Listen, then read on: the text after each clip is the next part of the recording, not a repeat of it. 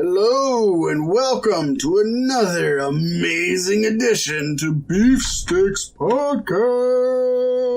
Oh, begosh and begorra, it's the St. Patty's Day Massacre. Oh, top of the evening to y'all now. Oh, we got us an Irish pirate over here. We call him Jack McSparrow. He holds his rum in a pot of gold. And wonders why it's always gone. Leprechaun, man, that's a good, bad horror I movie. love the Leprechaun series. Did you know they went Halloween on it? And they made, like, a sequel reboot. It was called Leprechauns, right? And it wasn't anything like Leprechaun. It was like some weird shit. That might have happened, but that's not what I'm speaking of. I think that's the one that Hornswoggle was in. Oh, God. No, but they did a Leprechaun Returns, and it's just like the new Halloween where it ignores all the other sequels, and it's supposed to be the next sequel after the first one. It's supposed to be pretty decent. I'd be fine with it. Leprechaun's Revenge, maybe it's called. I haven't seen it. You know what? I like Leprechaun because I like funny horror movies that don't want to be serious, because I have a hard time with horror movies because I'm just too desensitized. So I like the funny ones, like the Scream and the I Know What You Did Last Summer. And right, no, growing up, my mom would always go on about like being terrified of the movie The Fog or The Birds. Back when shit was actually scary. Birds is fucking awesome. Birds is a suspenseful thriller, though. It's not really a horror movie. I mean, you could classify it as it, but that would have scared you. You know what I mean? And as they keep coming out and coming out and coming out, like, for me, the gorier the better. I'm a big fan of the Devil's Rejects. I'm cool with goriers better, but at the same time, the gorier, the less scary it is because the less real it feels. Like, I love Last House on the Left, the original, not the remake. And it's not even gory at all, but it's just super realistic and super makes you feel like, oh shit, this could happen to me. Where obviously Leprechaun, that's not going to happen to you. It could. It couldn't. Unless you live in Alabama, there's never been a real Leprechaun. You smoke enough meth, you could owe money to an angry, wrinkly midget who tracks you down endlessly. Could have been a crackhead, got hold to the wrong stuff. Thought he was a leprechaun. Look it up on YouTube, folks. It's one of the best YouTube clips ever. Leprechaun in Space is the best one, by the way. I haven't seen that one. What? And I've never seen Jason in Space, and I just don't want to see either one. Oh, Leprechaun in Space is you don't watch Jason. Aliens, man. That was after Aliens. There's no reason to have another horror movie in space. Man, but the Leprechaun bursts from a dude's penis.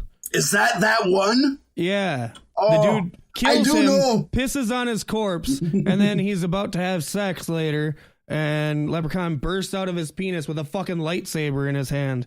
If that doesn't sell the movie to you, don't watch movies at all. I didn't know there's a movie where Leprechaun bursts out of a dude's penis, but I did not know it was Leprechaun in Space. Paystee, we get onto these horror movies, man, like Rubber and shit. I think was it last week or the week before? we talked about Rubber last week. Yeah, man. We need to get to the top. Teeth is where it started. I know, right? Top of the show, Paystee. What do we got at the top of the show, man? Top of the show to you, Fat Mack. This week, our sponsors are QualiTees. I'm going to stop with the accent now. Of Wilmer, Minnesota. Yeah, that was definitely not even an Irish one. That was like a fucking New Jersey carny. I don't do the voices well.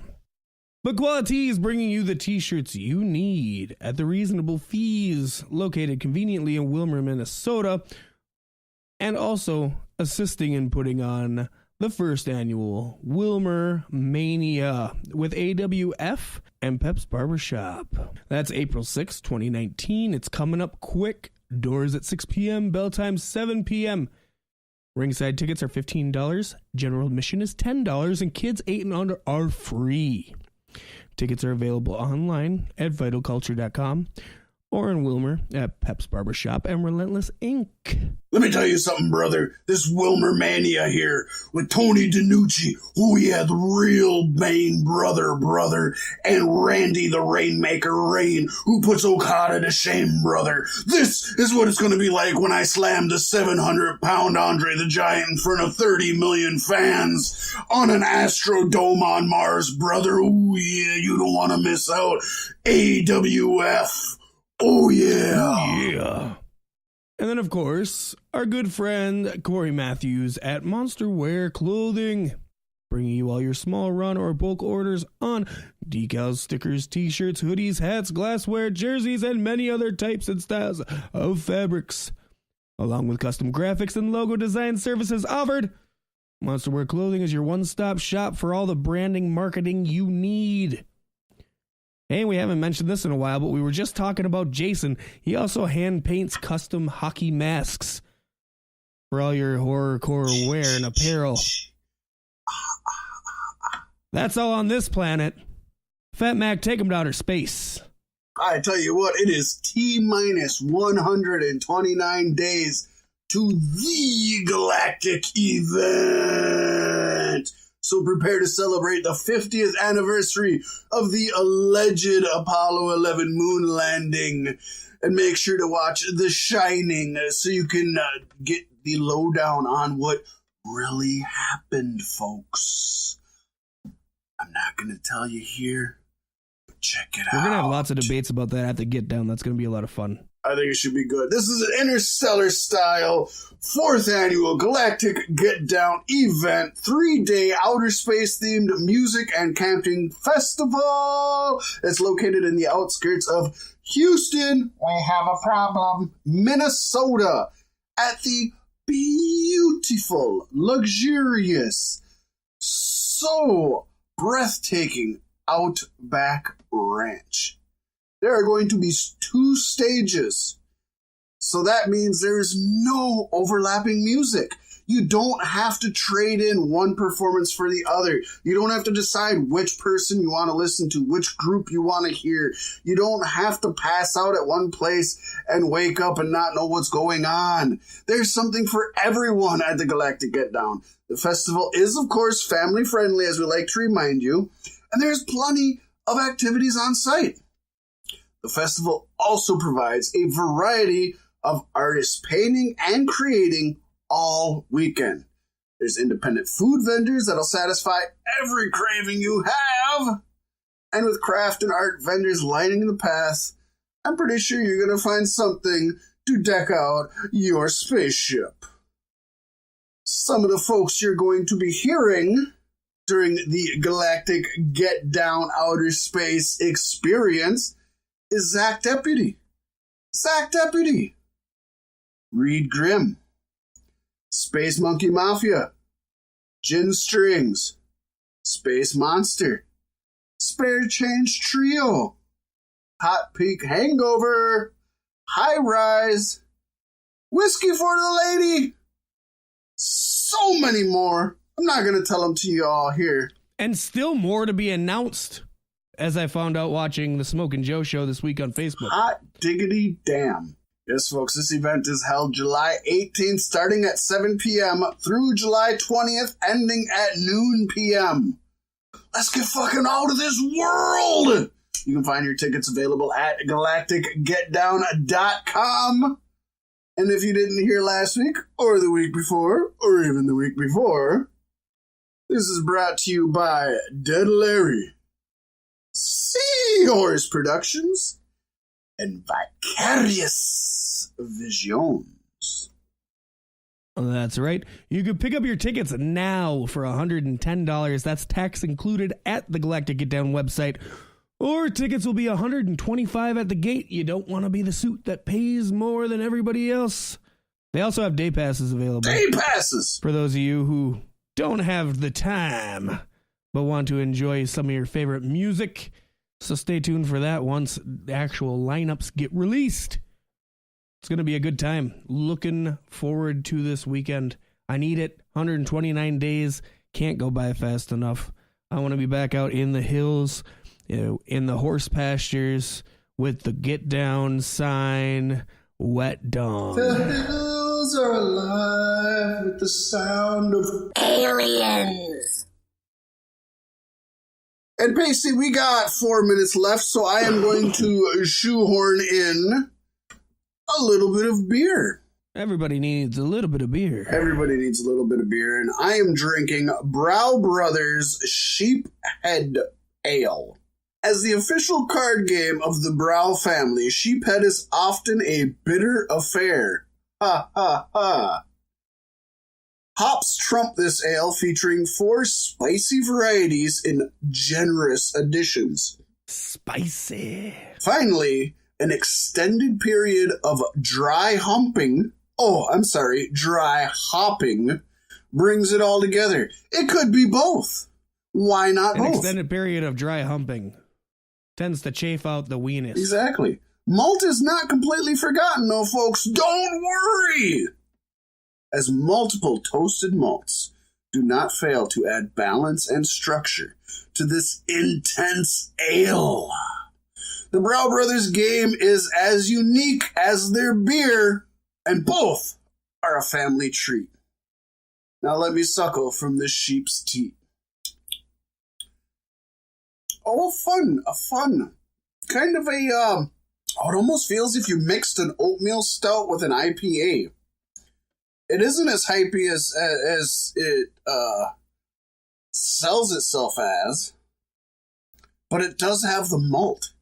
It's almost like a 50-50 of hops and malt, to where it gives you a really balanced beer that isn't overly heavy or dark, but isn't overly bitter and sharp either. Need that in a 40. No doubt. This is like right down the center, like easy drinking.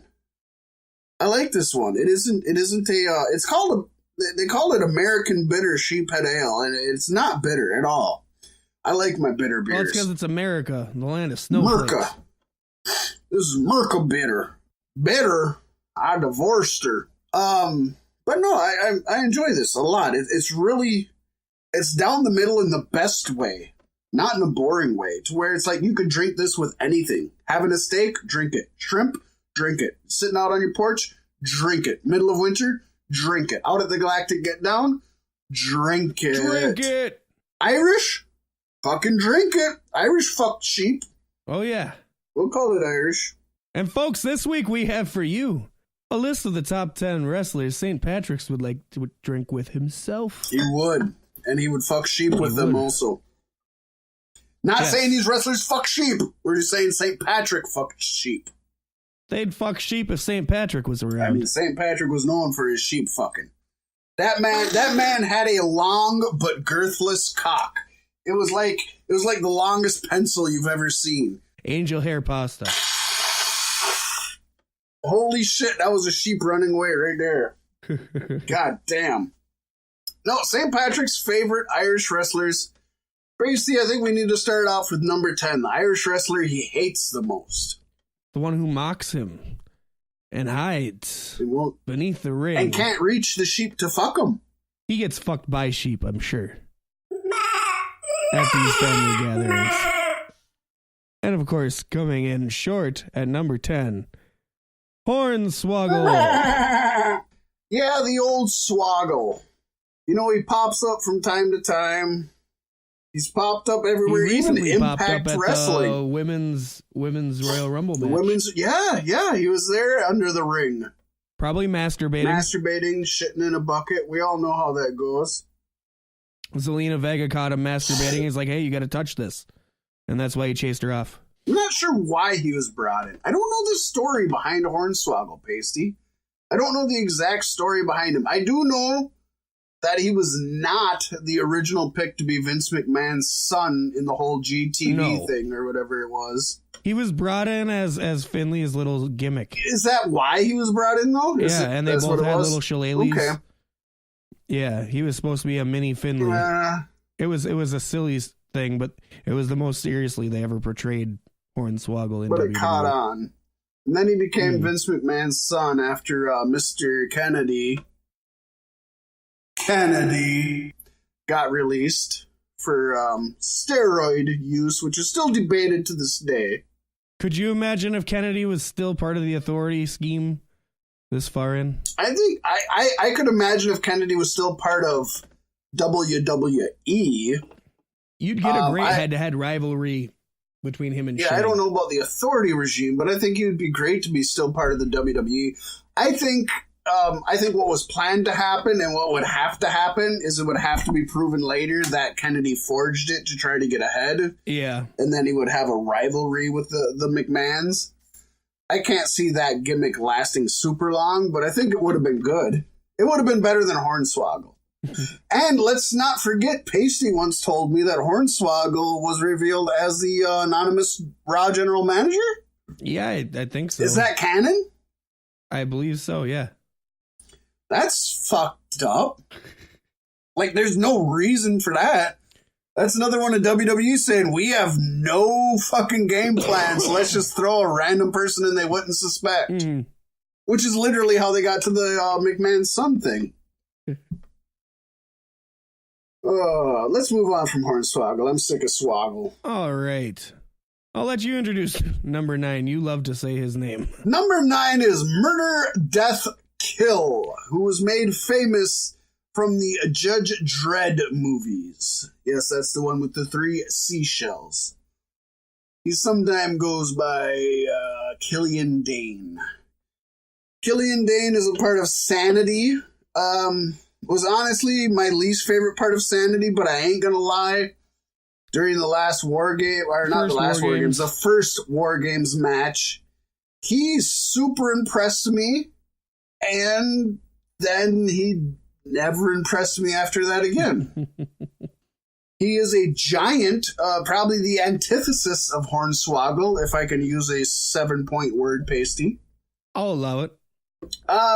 He works decent with Sanity, which is a pretty shallow faction as it is. He's big. He's got a great beard. Hasn't won a beefy for it, though. No, not yet. I don't got a lot of positive to say about him. I probably could say more negative, but I mean, he's still making a name for himself, right? Yeah, well, someday. Sanity's been featured in like one match on the main roster in the last year. One match! And he didn't even fight. He was just at ringside. He was there. They said, there goes Death, Murder, Burial, Mortem. And then they moved on. But somebody who's new, up and coming, and is making a splash in WWE, but from across the pond, as they call it, Paystee. That's right. Coming in at number 8, Jordan Devlin. Trained by Finn Balor. Wrestled in the UK tournament under WWE's flag. He's got a face that I just can't stand. He looks like Finn Balor if he wasn't remotely sexy. But he still thinks he's sexy. Which is just sad. I don't even want to think of Finn Balor not sexy. It's like while Balor was training him, he was like trying to steal parts of his face. And then Balor caught on partway through and stopped training him altogether. It was like a create a wrestler mode. Yeah. And he just started copy and pasting, and then he's like, no! Yeah, that's what it was. Yep. Yeah, he put a fucking Control Z on that. Fun fact, though, Jordan Devlin got his name when Finn Balor came in one day, and Jordan Devlin was late for practice, and he's sitting over the stove. And Finn Balor said, "What's going on, my lad?" And Jordan Devlin said, "I'm just deviling me some eggs." And Finn Balor, ever since, when he was at school, at the Wrestling Academy, would say, "There goes Jordan Devlin." And that's legit how he got his name. That's true. Wikipedia. Yeah, another fun fact about Ireland, too. Ireland is most famously known for their potatoes, but they also have eggs. Everything in Ireland is either alcohol or potato shape. Yes. Next up on our list is a gal I'm pretty fond of. You got a YouTuber, you got to find her. She's made in what back in my day would have been called a tape trading career, where maybe she's not really put into the big companies, but everybody who pays attention to the rumblings underground knows her. And that's Casey Owens. she is one badass, tatted, female Irish wrestler. Is she Canadian too? Because obviously she's related to Kevin. She's not Canadian, although in A Link to Canada, her first non-Irish match was actually for the Japanese promotion Ice Ribbon. So you got the ice connection there. I was like, but it's Japanese. What are you talking about? Ice, baby. We got that dun, in dun, Minnesota dun, dun, dun, dun, dun. But she's a former British Empire Women's Champion, a former Insane Championship Wrestling Women's Championship champion, and a former Southside Wrestling Entertainment Champion, Queen of the Southside. She can do hardcore matches and can do technical shit. She's really, really, really fun. And she actually has a sister who isn't quite as good as her unless they're in tag team, known as the the Owens twins, but her sister is Leah Owens. Her sister's just making a name for herself. She's coming up. And I would expect everybody listening to this in 5 years or so to definitely know the name Leah Owens. But yeah, Casey Owens deserves a nod. She is a well-rounded Irish female wrestler who would easily go toe-to-toe with Becky Lynch. That's just what we need. What we don't need is number 6, Paystee. Number 6 might surprise you. It shouldn't, but it might. It might. None other than the owner and founder of WWE, Vincent Kennedy McMahon. And the crowd goes wild. Woo! Sorry, I'm trying to breathe. It's hard to breathe right now. It is. I'm not going to lie. The air is thick with whiskey and tobacco smoke. Tabaxi. Whiskey and tabaxi. That is called Irish perfume. Yeah, good old VKM. Obviously, I hate to say it, but I'm 99.97% sure that we would not have a podcast if it were not for Vincent Kennedy McMahon. Yeah, I think so. So you really gotta cheers him and give him the respect that's due to him. At the same time, hold him responsible for what he has done. Now, he doesn't quite break the top 5, even though he's probably, definitely the most influential on the list. But because this is one of the few on this list who is of Irish descent, although is a multi-generational American Irish, and without doing any research at all, I don't know that he's ever been to Ireland.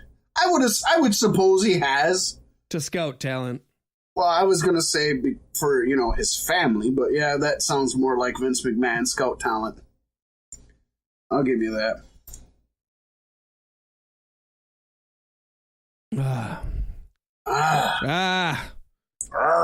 Yeah, he pulls some power moves.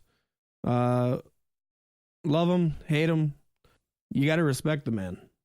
You got to respect him, and he's definitely influenced everything we know about this. Yes. Sir, who starts with a V and has a Mick name, which is kind of crazy. Really, you're gonna go there? Yeah, Mick name. You're gonna go Mick there. Name. Is someone that might not be recognizable to our listeners, but nonetheless super influential to the current day product. And this is a woman known as Velvet McIntyre.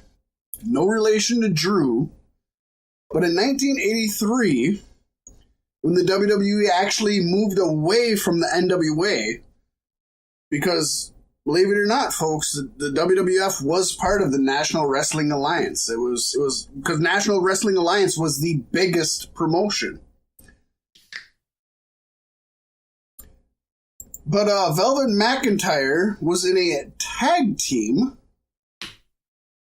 with a young gal named Victoria. Not the Victoria y'all know, but a Victoria. And they were immediately recognized as the WWF Women's Tag Team Champions. They didn't even have to win a make-believe tournament in Rio de Janeiro.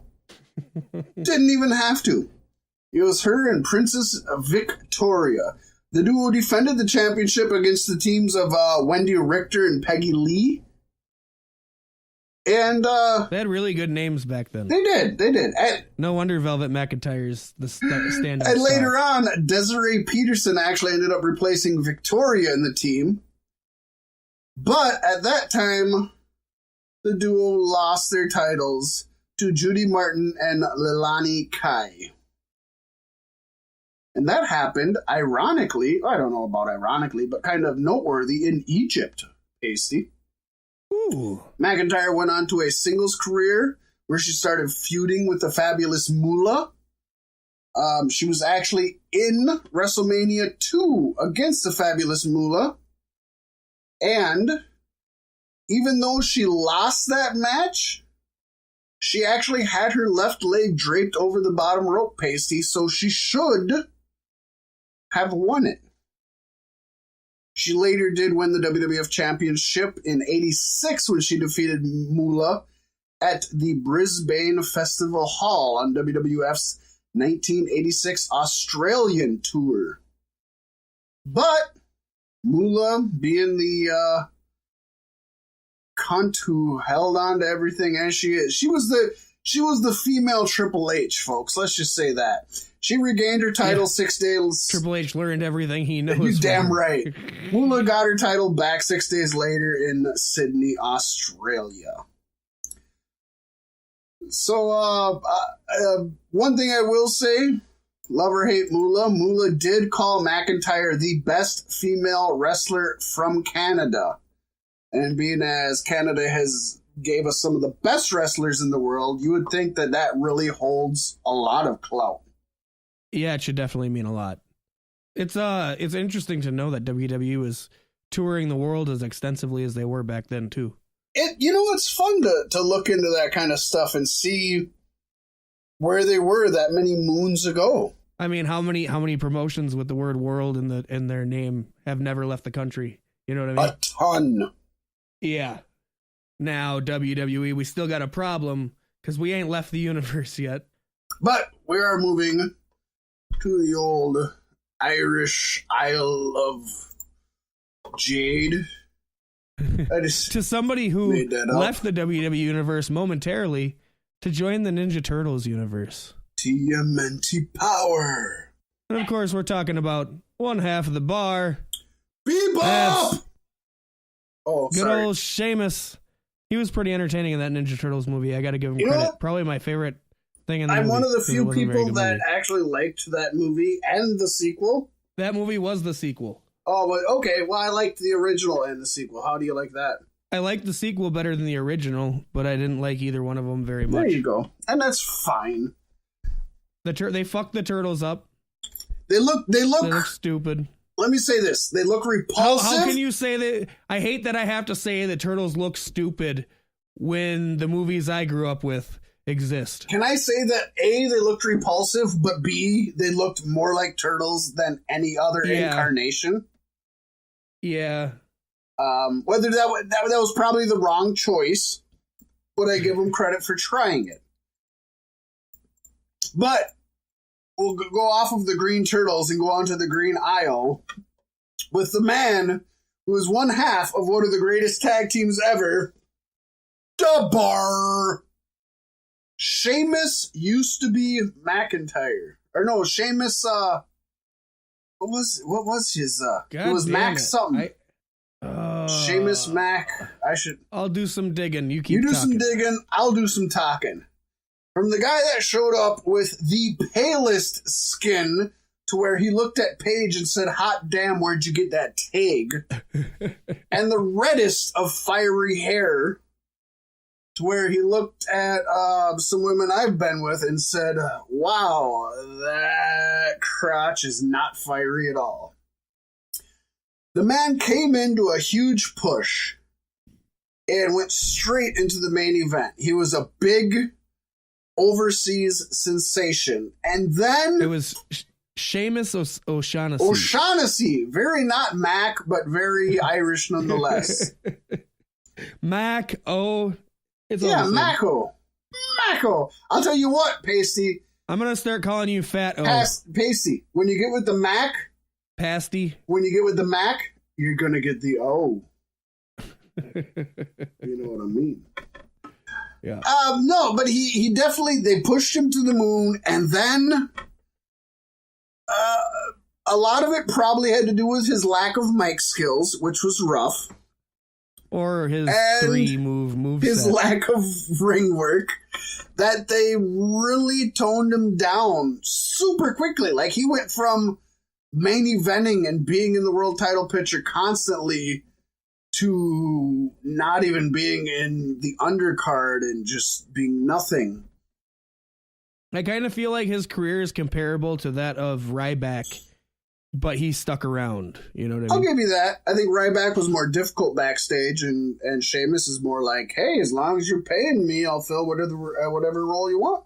Remember, Ryback once said that the undercard should make as much as the main eventers.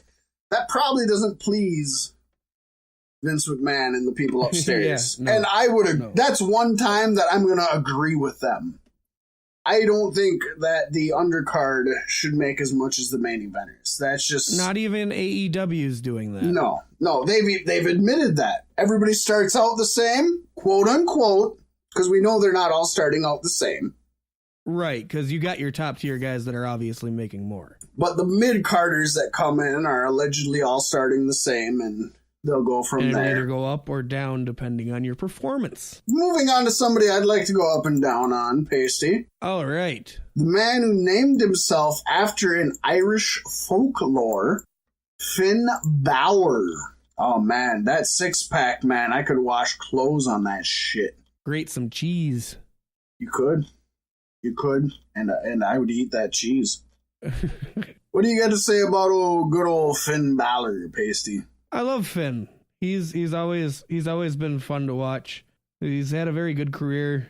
WWE won't give him anything, and they try. They gave him the Universal title. He gave it back the day later. It wasn't his fault, but no, it was Seth's fault. It wasn't Seth's fault, but first of all, the guy deserves to be in the top 5 because his WWE name is super Irish. And even though it isn't Sheamus or O'Shaughnessy or McMahon or McMaster or McIntyre, actually, his first name is derived from the Irish mythological creature Fionn Mac Cumhale.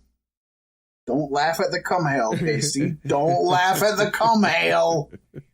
Is that what happens when you ejaculate from a plane? That's what happens when you ejaculate in Canada. It's Cumhale. And Balor is Gaelic, which is not gay, but is an ancient Irish language, and that means Demon King, which we know he has come out as. So it's kind of cool that, we all, I don't know about we all, let me just speak for myself. When he signed with WWE, I said, they're going to waste him. Yes, they did. And I said, they're going to change his name to something stupid. He used to be Prince Devitt. Super awesome fucking name. But I will admit, I know. The whole Prince thing. Finn Balor, though, when you look at what it actually means, when you got the mythological hero of Fionn Mac Cumhale, and you got Balor, meaning Demon King, it actually gives you a little pride, at least if you're Finn, I would guess, right? Yeah, I think so.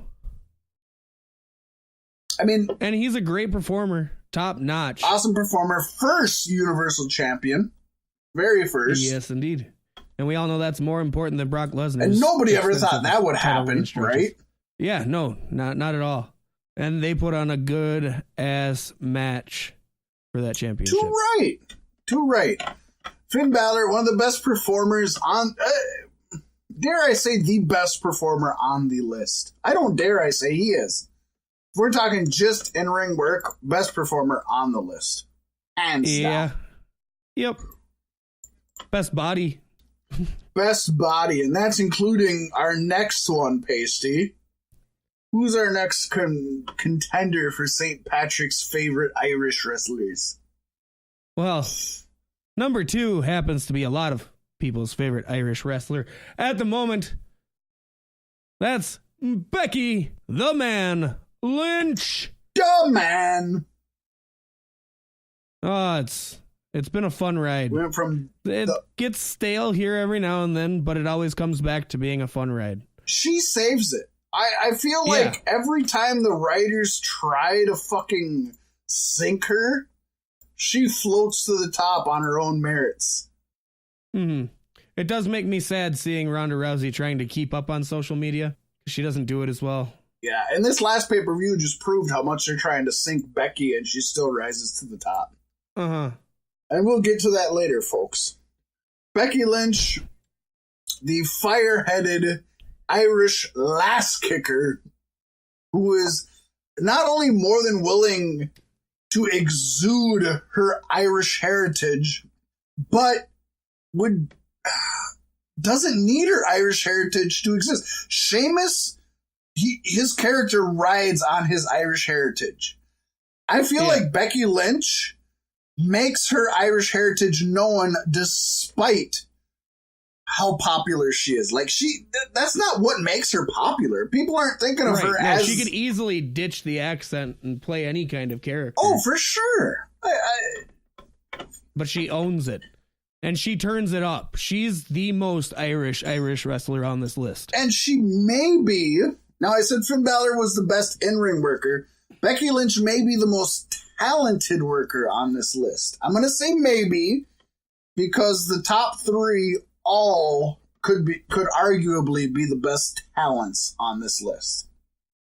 Truthfully. But Becky would probably be my forerunner for best Irish talent on this list. But nonetheless, nothing negative to say other than how WWE has treated her. Yeah. But it's still fun watching her battle back against all of it. And it's good times. She's made the last year in wrestling bearable when it's been very rough. And you know, Paystee, I'm going to say this. Oh, shit. I said, oh, shit. Well, thank you for saying that. Yep, I'm glad I did. My good old sheep head gave me a little too much head, and now I have a wet desk. Oh, no. Get the straw. The first one did not overhead. This one overheaded. Let me say this. People compare Becky Lynch to Stone Cold Steve Austin, and I'm not saying that's wrong. But what I will say is I feel she's more of a combination of Daniel Bryan and Stone Cold Steve Austin, where WWE seems to fight putting her over, where they embraced Stone Cold Steve Austin. She has the Stone Cold character down, but she's still getting the pushback from management and from the front office. And even just this latest pay-per-view showed us that even if it's building to a story, that was not a pay-per-view match ending that Stone Cold would have ever had. I think we can all agree to that. Oh, yeah. So, see, and my big sadness here is through all of this build and everything right that Becky's done, despite what WWE's put her through and tried to shut her down, it's going to suck after WrestleMania when Lacey Evans takes that title right away. And that is a ballsy prediction, but not. Why else would they be parading her around week after week without having her compete? It's going to be a big thing when she comes in, and it's either going to be SmackDown or Raw. And I think once Ronda Rousey's out of the picture, I think you, especially as Vince McMahon, you have her take it from Becky. Like I said, it's a ballsy prediction. But as I was going to say, I don't think it's a wrong prediction. I think she is as much of a female Hulk Hogan as you can get.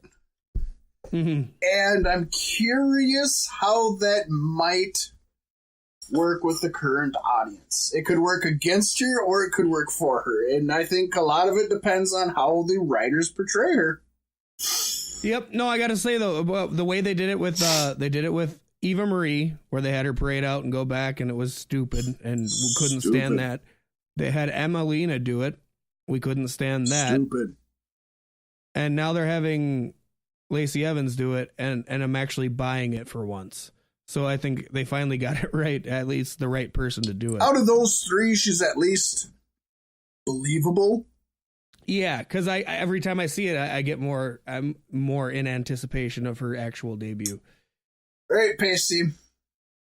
Yeah. Let's knock out the number one. I'm going to give this one to you to start out with. Well, I don't think we could knock out number one if we tried. No, known as one of the most badass and legit brawlers in the business, Paystee. Who do we got? Number one is Dave Fit Finlay. Definitely a badass for the ages. Mm-hmm. And his career with WWE has spanned the ages. I'm not even familiar with his original run. I was gonna say, don't forget that he was big in WCW. Mm-hmm. Literally, he didn't leave WCW until they folded. He was with them from 95 to 2000, to where he held not only the European Championship, or the European. No, not the European. They didn't have a European. TV title. He held not only the TV title, but he also held the hardcore title multiple times. This man was also a winner of Catch Wrestling Association, which, Paystee, is a catch as catch can promotion. And for folks who don't know what that means, that basically means shoot wrestling, or like they don't predetermine the winner. You don't decide what moves you do ahead of time. You just fucking fight. Freestyle wrestling. Freestyle wrestling.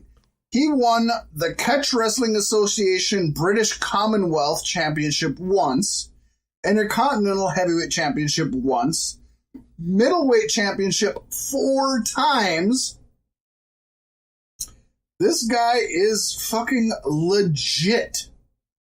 He was a mid-carder in WCW and a mid-carder in WWE, and a lot of that has to go with personality. He doesn't have a lot of personality. In fact, in WWE, we ranked him number one in this one, Paystee, and in WWE... My name is Finlay, and I love to fight. That was his gimmick in WWE. In WWE, he's only held one title, and that was the U.S. title one time. It was only one time, really? One time that he's ever held any title, and it was the U.S. title, which at the time he held it was about as legitimate as the WWE ECW title. I mean, it was shit at that time.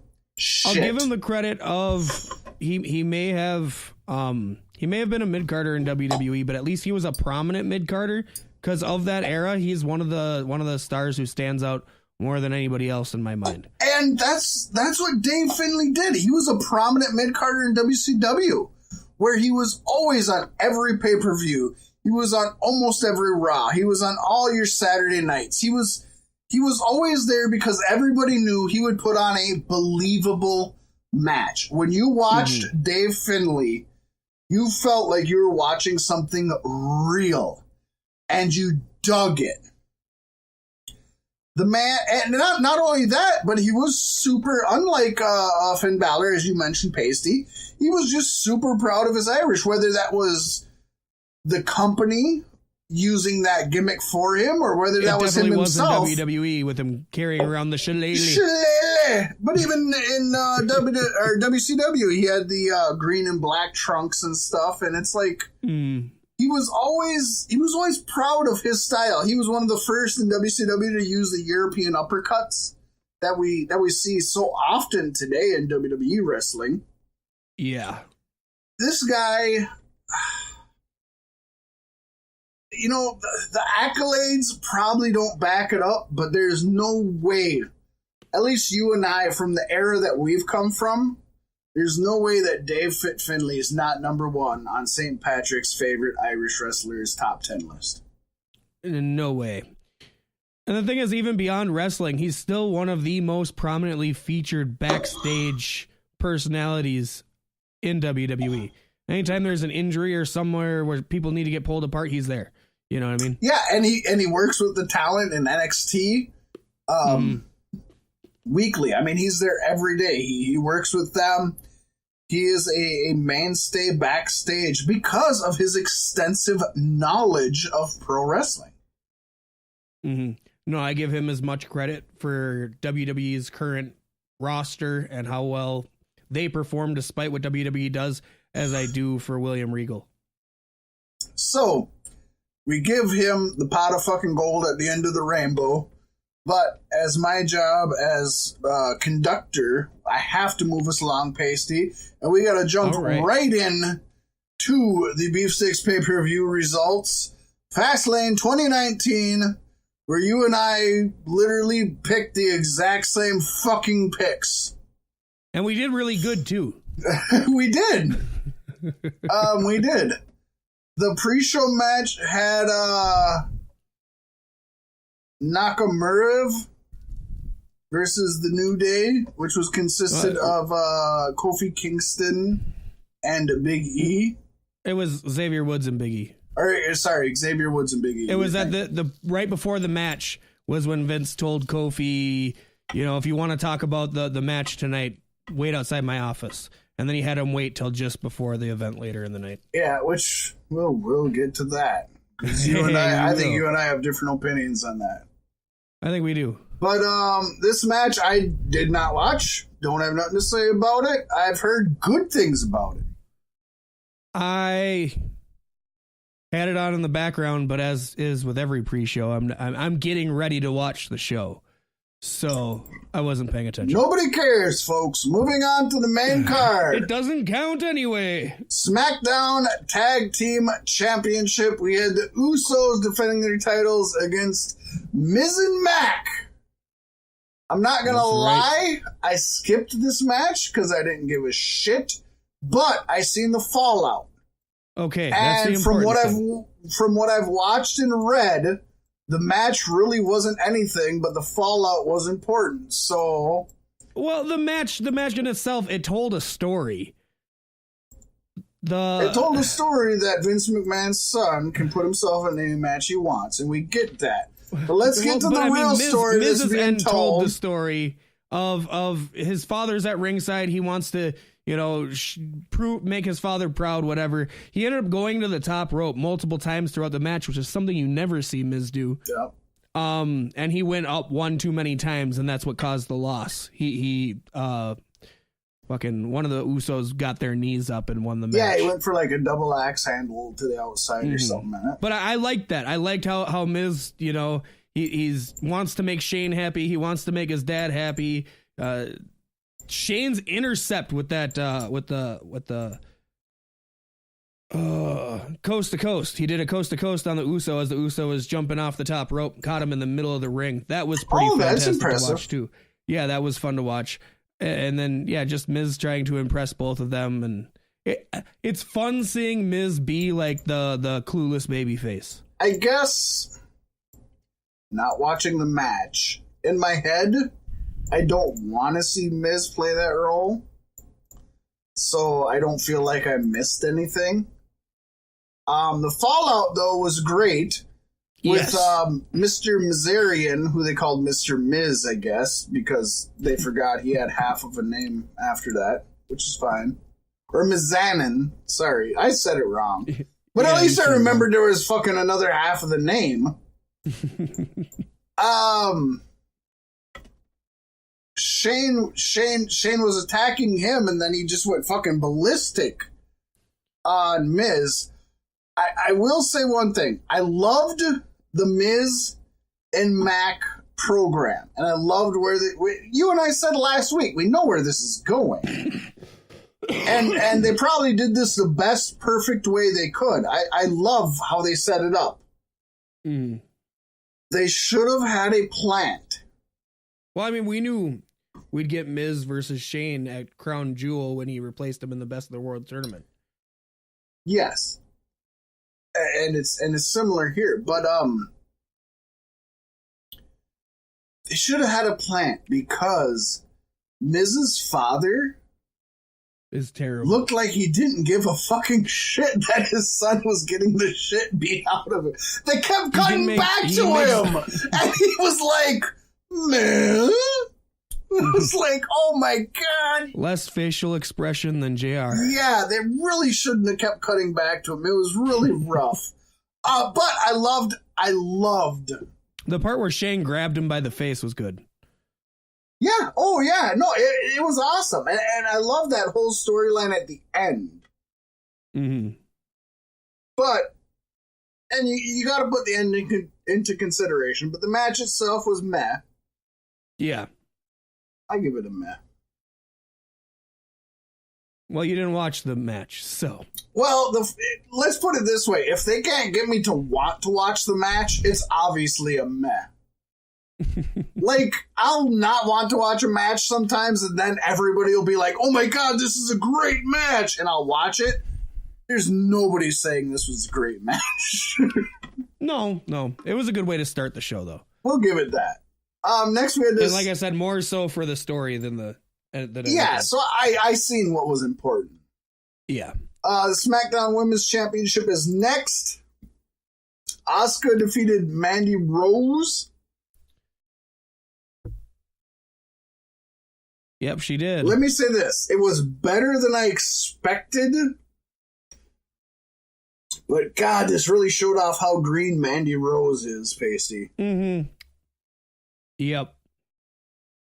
Didn't Sonya Deville had to get involved too, didn't she? Yeah, it was a really awkward finish too, because they protected Mandy Rose because they had Asuka trip on the ring apron that Sonya Deville flipped up to grab a kendo stick. So Sonya didn't use the kendo stick, but they had Asuka trip on the rope. I'm sorry, not Asuka. I apologize. They had Mandy trip on the rope for Asuka to win. So I get that they're trying to create dissent between Mandy and Deville, but I don't think Asuka should have had to have help to win this match. I think they just keep hurting Asuka. No, and they shouldn't be building up dissent between Mandy Rose and Sonya Deville either, because they need each other. Mandy's not ready to stand on her own they yet. They super Sonya need Deville each other. could, but as soon as Sonya Deville is on her own, she's going to be with Nia Jax and fucking Tamina. You know what I mean? They're not going to do anything right by Sonya. Yeah, there was no reason for this ending. It should have been Asuka winning clean. Again, better than I expected, but not a good match. Nope. Still, starting the card, that's okay. Okay, Paystee, defend the next match. Okay. Well, it was at this time. Kofi's waiting for the better part of 45 minutes to talk to Vince. Remember that, folks. Like, we've had 2 matches, and it's been 45 minutes. And the rest of the pre-show. So that's how long this fucking pay-per-view dragged. 2 matches, and he's been waiting 45 minutes. It was the rough. Pre-show. I watched it in... The match took place partway through the pre-show. No, fuck this, Paystee. I had to watch it in 3 settings. This is not pre-show. Don't throw the pre-show into this. Fucking 2 matches, and it's been 45 minutes. It was rough. This was a rough pay-per-view to watch. I literally had to watch it in 3 days. I watched it in one sitting and I enjoyed it. Is the only description for this. 2 matches, and they were fucking the tag team and the women's match. 45 minutes in, Paystee. It's rough. So Vince calls Kofi. And the next match, of course, is going to be a fucking barn burner amazing match. Go ahead, I won't interrupt you anymore.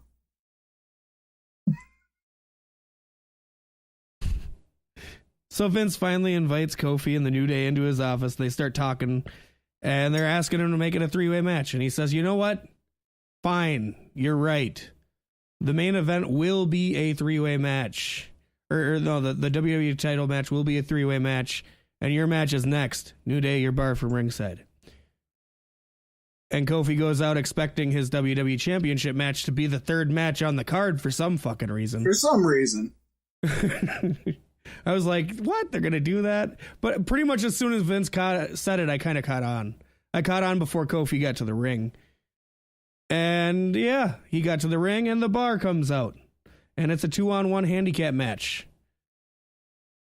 So we literally had the WWE World Title match turn into a 2-on-1 handicap non-title match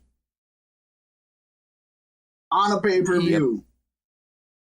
Just to bone Kofi Kingston as hard as he could. Which they have not said or have any storyline on why that may or may not happen.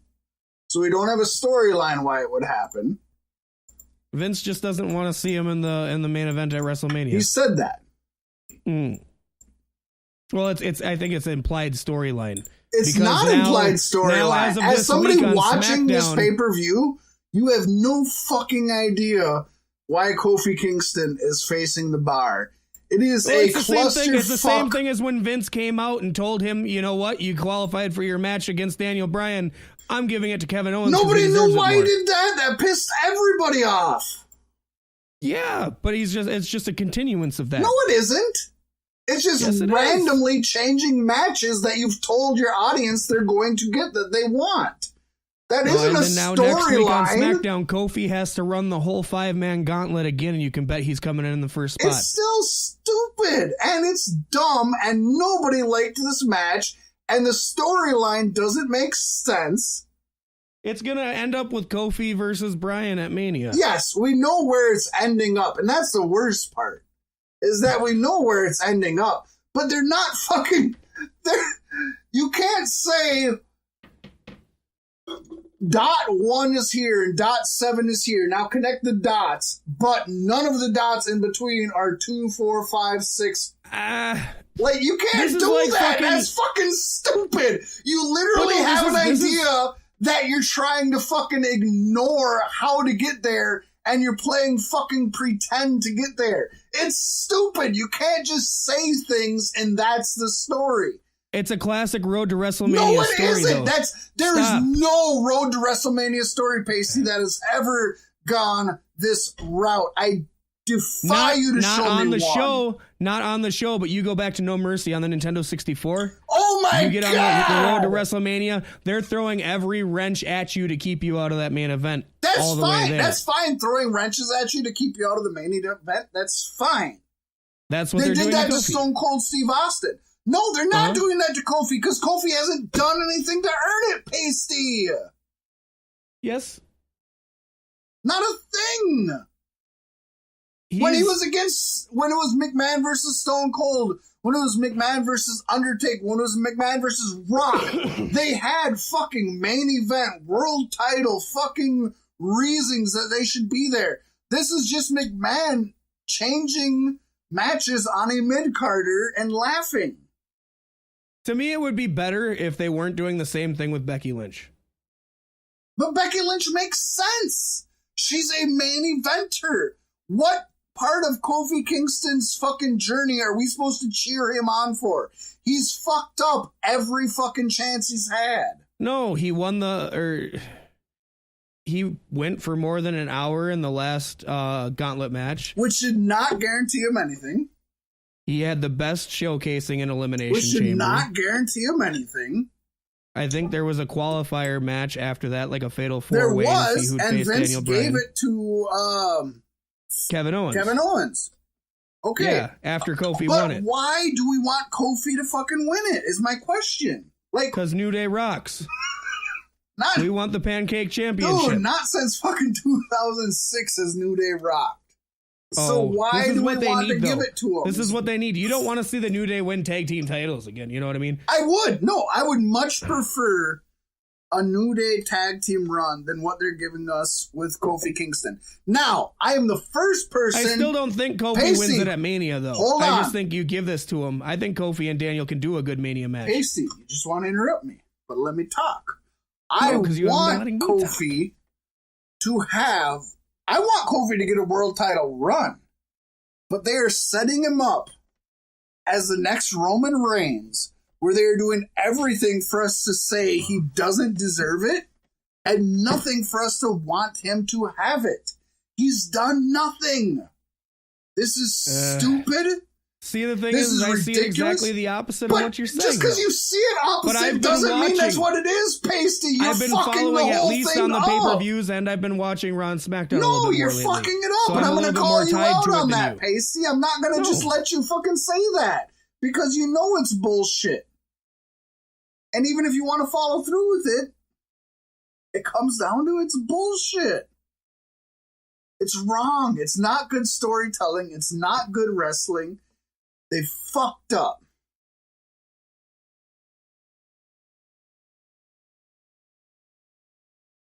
Said it. They fucked up.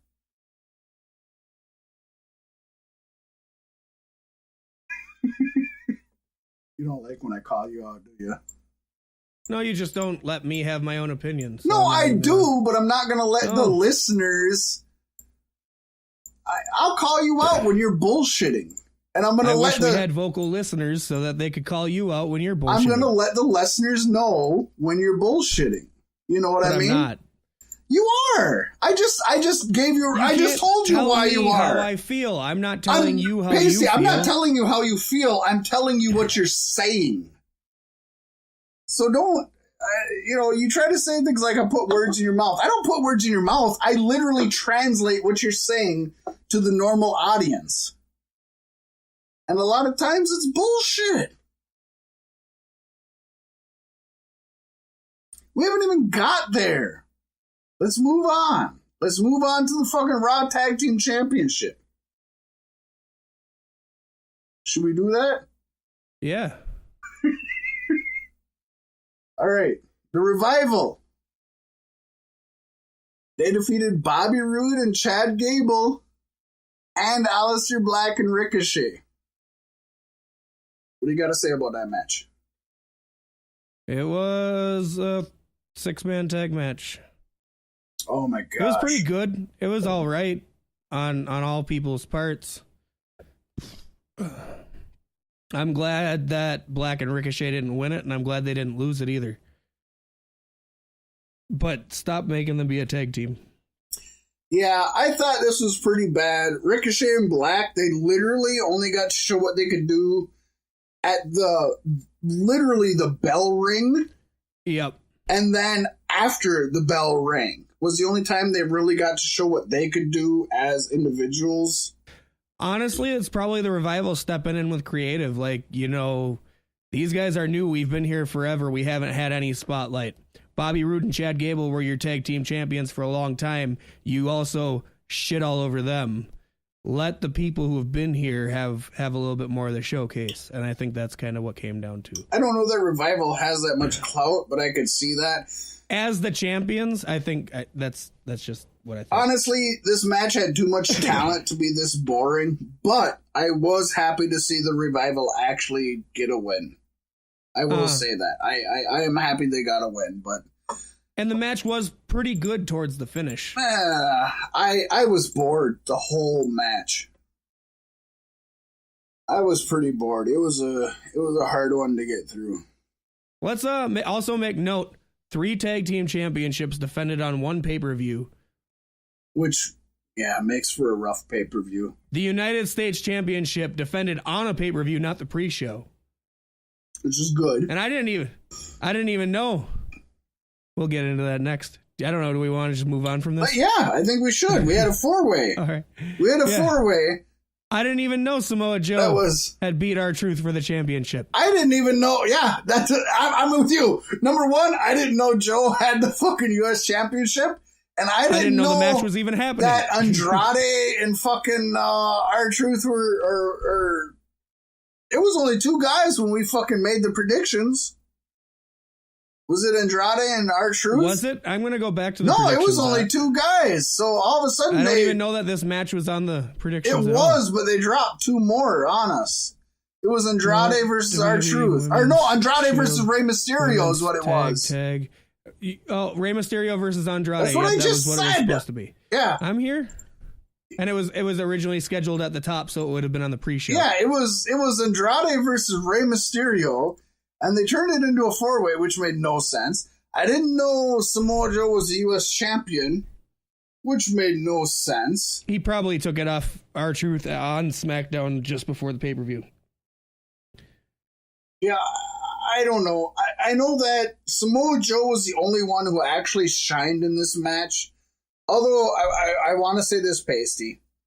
I liked Andrade Cien Almas using the Three Amigos and the gory special on Rey, because Rey has such a connection to Eddie Guerrero, and those were the gory special obviously is named after Eddie's father, Gory Guerrero, and the Three Amigos was a big part of Eddie's arsenal, and then Chavo took it over after Eddie's death. So I thought that was cool. I give him that.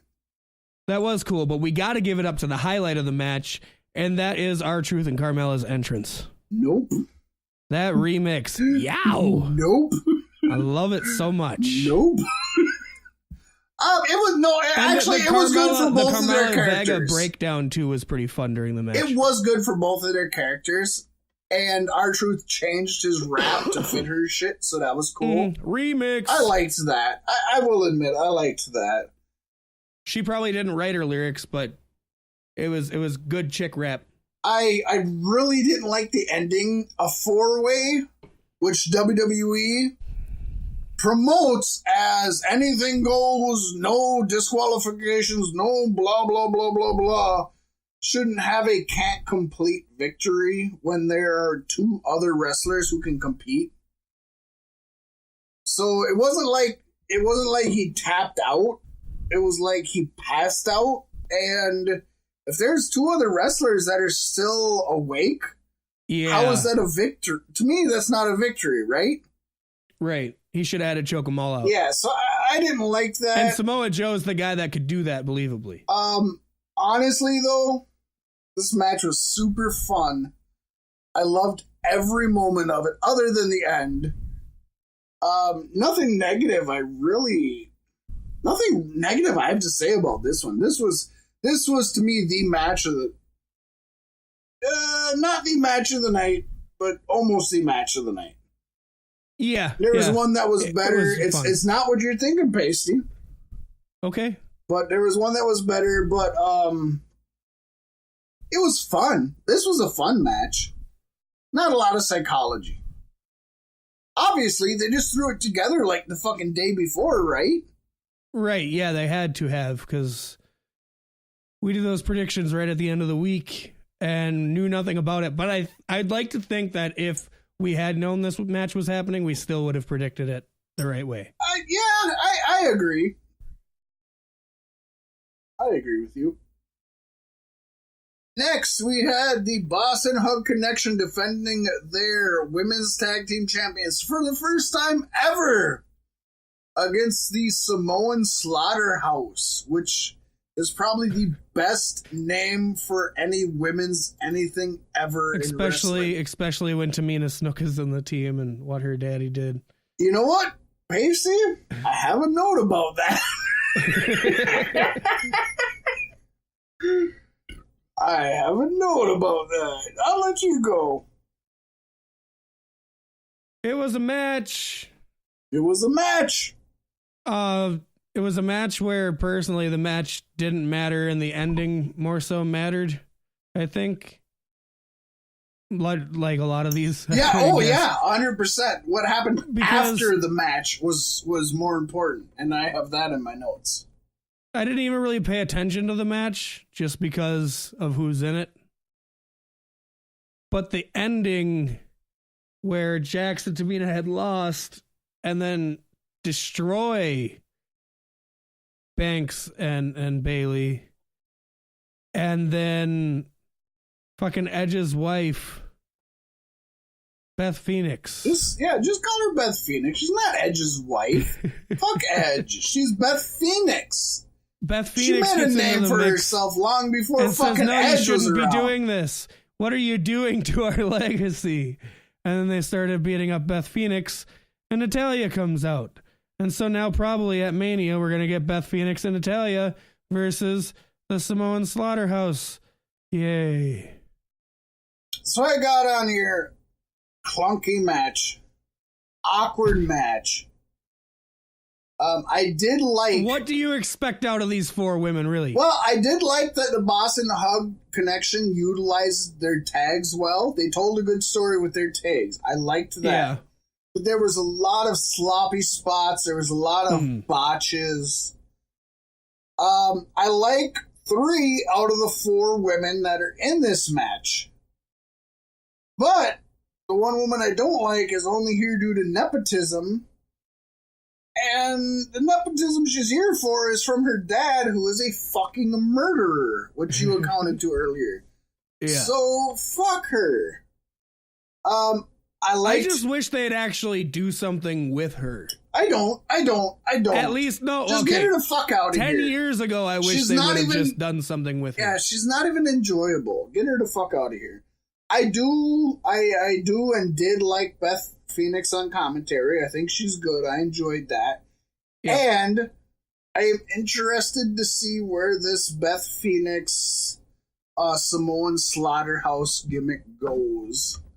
So they planted a seed, but it's spending the time watching that whole match was not worth the little bit of seed that was planted in my mind. No. And I don't know. Just to have that tag match, just to have Beth Phoenix at WrestleMania doesn't seem worth it to me at all. It's a waste of time, even if it makes the pre-show. Yeah. So we're gonna try to super shot these, Paystee. We're gonna rapid fire. All right. Get through these next few here. But we got some good ones, so it might take a little bit. But anyways, we got the WWE Championship match. Daniel Bryan, who ended up defending his title against Mustafa Ali and Kevin Owens. Paystee,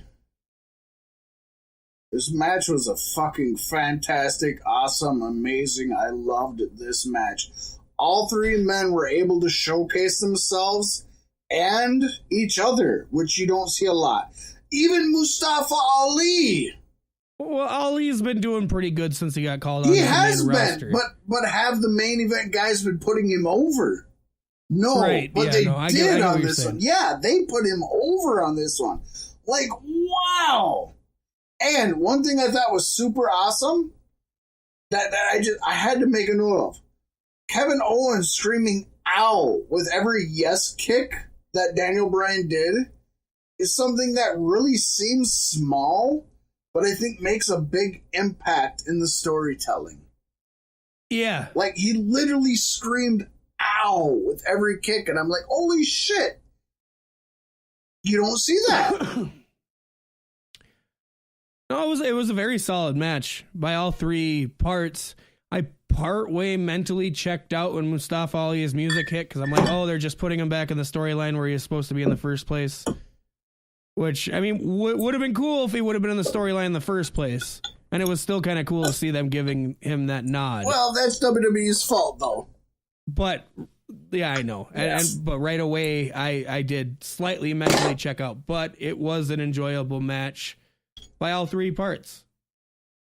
I hear what you're saying. One thing I gotta fucking knock about the match, and the only thing I can knock about this match, which was A+ fucking perfect of a match that I can fucking think of, was Cole on commentary shouted, "Standing Spanish Fly!" when it was clearly a normal top rope Spanish fly. A standing Spanish fly implies it's done off the mat. Right, yeah. And he did it off the top rope, which is a Spanish fly. Obviously, you're both standing, but that's how a Spanish fly works. So, come on, Cole, get your shit together.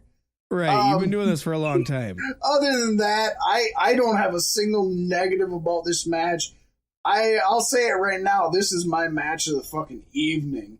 100% dead on. Next, we had Becky Lynch versus Charlotte Flair. A broken Becky Lynch. It was ridiculous. Just how broken she was walking to the ring. Did you like it or did you not like it? It was kind of cheesy. I don't know what happened before this. I'm gonna be honest about that. It was at the last pay-per-view. She went to charge at whoever the fuck she was fighting, and she ended up hitting her knee on the stairs. Oh, this is from the last pay-per-view yet? Oh, wait, is this goes all the way back to Royal Rumble. Royal Rumble was when she smacked her knee on the stairs when Nia Jax threw her in the stairs, and she started injuring her knee, and then basically ever since, everybody she's been fighting has been hardcore going after that knee. Okay. So yeah, that's what that comes from. But the stupid thing was after this match, she was at a house show walking crutch free. Like, okay, now that you've made it into the match, there goes the crutch. What? I don't know. Yeah, that's WWE for you, and I think that's pretty shitty. I liked her selling of it. I will say one thing. When she first came down, you could tell immediately that Becky Lynch was going to win because WWE had handed out a ton of quote-unquote the man signs to the audience. Yeah. Yep. So obviously she was winning. That was kind of shitty. I thought Becky was really good at selling the knee injury, other than one spot, which I did not like. She did a Lou Thez press off the second rope, and she didn't sell her knee at all. And when you land on your knees off the second rope, you should sell that. But other than that, I thought she was great. She sold the knee like crazy. She really put over Charlotte. I think Charlotte Paystee is horrible at trash talking. Yeah. She doesn't sound realistic she needs at a manager. all. Oh my God. This was a decent enough... Charlotte has no idea how quickly she's going to be replaced by Lacey Evans. She's... watch a couple of your dad's matches, you dumb cunt. I don't want to be known as his daughter. Well, still... Then drop the last name. Yeah, this was a decent enough match, but with... Stop wooing in the worst voice ever. Yeah, with a wrestling with injury kind of match that they did, obviously... I mean, you're just going to be limited, and this was pretty formulaic. It was a really, really weak finish with Ronda Rousey coming in and attacking. That was a cool straight down knee drop superhero punch. Okay. She landed on her head like if a superhero jumped off the roof of a building and lands on one knee with their fist on the ground. But the finish was weak. Like it was stupid, yeah. Yeah. And the fact that Charlotte just stood there and didn't attack Ronda for fucking this up. Becky shouldn't have lost that way. And I get that Ronda wants Becky, so I get that she's forcing that to happen. But it also, if you're looking, let's say we're kayfabing this, Paystee. It looks like Ronda's stupid.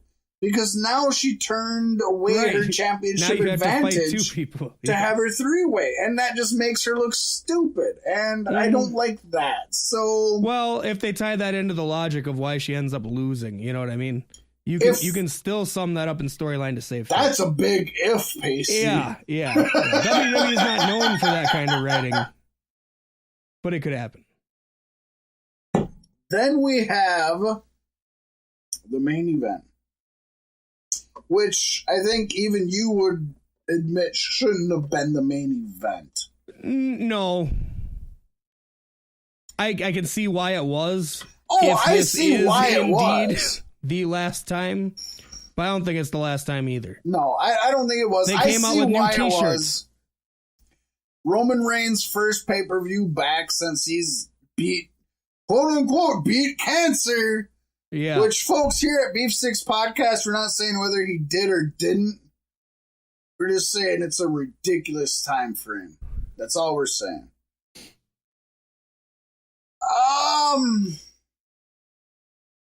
Do you want to start, or do you want me to start? That's what I have to say about it. It was a Shield match, but it was a typical Shield match, wasn't it? Yeah, no, it had all the normal Shield spots, but we haven't seen that in a while. And the last time we were supposed to see it, it kind of got fucked up by Roman Reigns getting sick.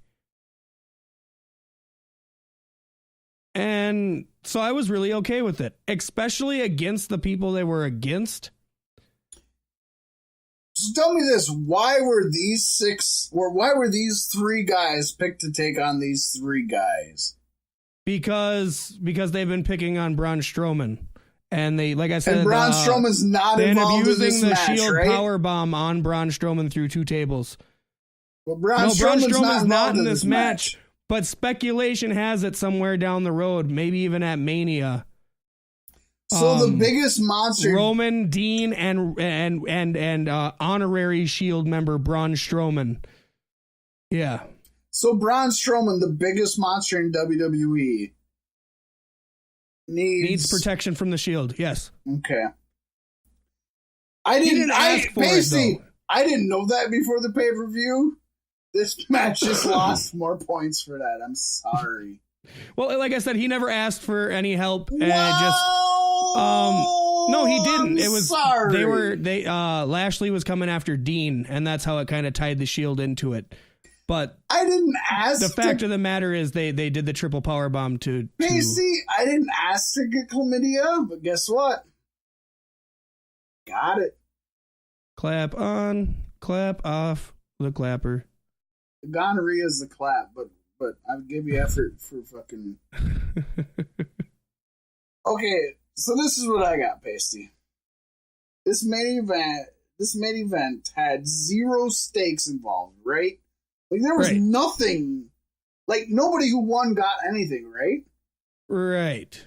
Number one, shouldn't have been a main event. I get it. I get it. I'm gonna say this, people. Roman Reigns just beat cancer. You put him in the main event. I get that. I do 100%. And marketing wise, if I was the head of marketing, bam, there you go. That's what's happening. I have nothing against that marketing wise. I'm going to switch to a pro wrestling fan's head and say that fucking is stupid.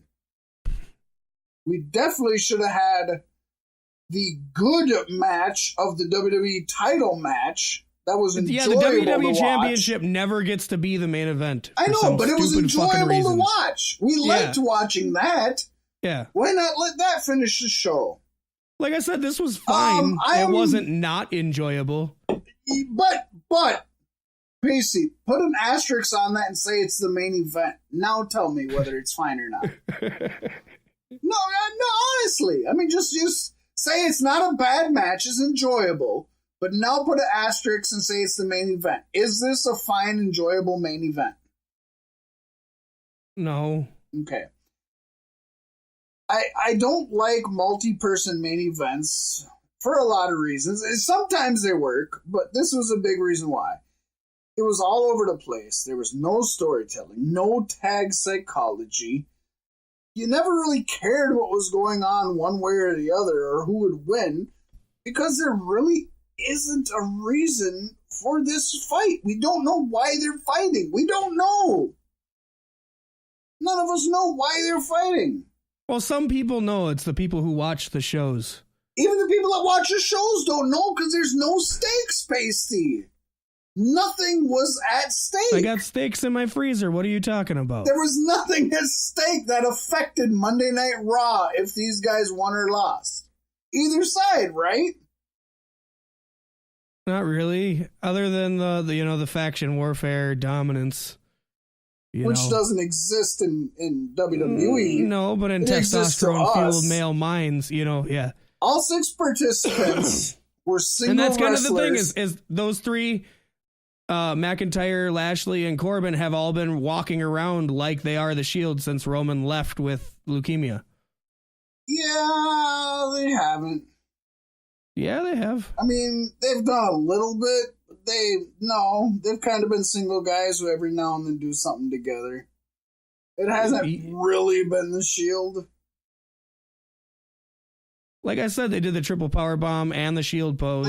They tried to do the triple power bomb. They got blocked. They did it to Strowman at Royal Rumble. Oh, what fucking... That's what I'm saying. That's not this pay-per-view! I'm saying back that far, random weird shit? Far, they were basically saying, yeah, we're the Shield now that Roman's the Shield, they're just fucking random fucking singles guys who WWE doesn't know how to write random for. Singles guys. But That's kind of what the Shield is too nowadays. Nowadays it is. And Paystee, you just fucking said what I was going to say. All 6 participants of this are singles wrestlers. We're thrown into a tag match. Now, this match clocked in at 24:50, 24 minutes and 50 seconds. I would argue this match would have been benefited by being 5 or 8 minutes shorter. That's what I think. Yeah. Now, what I did love, I loved the crane shot during the brawl where Roman Reigns was in the match, or in the ring, I'm sorry. And Rollins and Ambrose were fighting on the outside, and they kind of crane shotted out and showed you everything. I thought that was badass. I think that's awesome. I think they need to do more of that. But I'm going to say that I agree with the Wrestling with Regret review, where it was boring up until the last 5 minutes. And the last 5 minutes were actually great. But before that, they should have cut some time off of that, I think. That's how I feel every year on the 4th of July at the fireworks show. Oh, yeah. Agreed with that. 100%. No, like I said, it was a Shield match, and it was good to see. It probably would have been better off in the mid-card just to reinvigorate everybody. But like I said, they don't give the WWE Championship that shine. They never will. I hate it. We're lucky that it's not on the fucking pre-show. No, yeah, I agree with you there. So let's break it down for the folks. Yeah. What'd you give it, Paystee? Well, I am giving it a B+. I'm giving it a C. Now, to be honest, we matched every match, but you won the tiebreaker, which was I was hoping Ambrose would turn on the Shield, and he didn't, so you win this match. Yes, I do. The score wound up being 7-8. Both of us across the board dominating like monsters. And I'm sure all you people at home did pretty damn good yourselves. It was pretty obvious. You got a B+, I got a C. Our beef sticks grade is B. I don't know what we want the match of the night to be, because I don't agree with yours. It's going to be the triple threat. I don't think so. I don't think that was even good. You don't think the WWE Championship triple threat was good? No, I think the 3-way WWE title. That's what I'm saying. Oh, okay. Yeah. I'm okay with that. I've said it 3 times now. No, you said the WWE Championship triple threat, not the WWE title. What? God. Call it what it is. I thought you were fucking... It says on the note championship. It doesn't say title. What's the matter with you? Get it right. Yeah. No, that's definitely the match of the night by far. All in all, I still think it was a better Fastlane than either one of us had expected. I will say... Story-wise, more than matches. I will say Meltzer only gave it a 2.5 out of 5 rating. Wade Keller only gave it a 2-star rating out of 5. Brian Zane of Wrestling with Regret gave it a B grade, and Cultaholic only gave it a B grade. So I think most people thought that this was a pretty mid-card kind of they're not trying match. It is, though. That's what it is. You don't want to blow your whole load before Mania. It's all about building the stories. I get it, and I agree with that. I'm just not going to judge them on that. They should make... The way I judge them, every match should be the last match they're ever going to have. Yeah. And WWE's just too comfortable in their shoes, at least for now. We'll see what happens. Moving on, as we're 15 minutes behind, into our next segment. And this is Fat Mack's Beef of the Week. I'll make this quick, but the former Santino Marella was on Impact Wrestling's Behind the Lights, and he spewed some complete bullshit from his oral orifices, saying that intergender wrestling could give women an, quote, inflated sense of confidence, unquote. His hypothetical situation, which has never happened but he made up, was that there could be, quote, a girl that decides to fight a man because she saw intergender wrestling, and this guy is a mental case that cracks her with his fist and shatters an orbital bone, I think he's trying to say. Orbital one. She wouldn't have done it without intergender wrestling. So stupid. Where does he get this? That's like saying that everybody who watches... He should just be the Jerry of the week for this. Yeah, that's like saying everybody who watches Die Hard is going to jump into a hotel and start shooting fucking people. Right. That's any wrestling could be telling work. people, somebody sees a shooting star press and tries it on their best friend and they both die. Yeah. Like, in a fiery explosion. You dumb fucker. Yeah. Fuck you, Santino. Santino's a super beef of the week. Paystee. Man, I never thought I'd be angry at him like that. I always thought I would. What's up with the Savage Sentinel, though? We got some good news coming up here. Woo! All right. It's time to get into the Savage Sentinel. Harlem Heat has been added to the WWE Hall of Fame class of 2019, Woo-hoo! making Booker T a two-time Hall of Famer. How you feel about that, Fat Mack? I'm not happy. I'm not happy at all. It is kind of a, why is he a two-time Hall of Famer? He's not that great. Yeah, he's not. He was he's good. Not bad. He was good. But he's not. But the best thing he ever second. did was King Booker and the fight with Stone Cold in the grocery store. Yeah, he's not the second two-time Hall of Famer quality. As I said, I think almost, was it last week or the week before that, I think Hulk Hogan should be the next two-time Hall of Famer. He deserves it. I mean, that's why they're making more two-time Hall of Famers now. You know what I mean? They're trying to pad the grounds before they let Hogan have that. They're trying to let people know that, oh, he's not the only one. Yeah. Right, yeah. I know he fucked up, but as far as wrestling goes, he doesn't deserve to be the third time two-time Hall of Famer. Of course, he should be the one to induct Harlem Heat. Am I wrong? Hulk Hogan, I'm coming for you, person. Person. That better be referenced. It has to be referenced. Coming for you, person. And Hulk Hogan has to be the one to bring it up while he's inducting them. Like, oh, remember that time when you said, you coming for me? And then he almost says it. But somebody who had a great... If you can make fun of it, you're going to make people be more okay with Hulk Hogan, right? Of course. Right? Of course. But somebody who had a great run with Booker T, who wasn't Hulk Hogan, was Kurt Angle. But he has announced recently, Paystee, that he's going to be retiring from professional wrestling, and his final match, allegedly, will be at this year's WrestleMania. Paystee, who do you think he could go against? I'm thinking it's John Cena. I'm thinking you're finishing where it started, and that's a money match. And I think John Cena could make Kurt Angle's old ass look good. Maybe.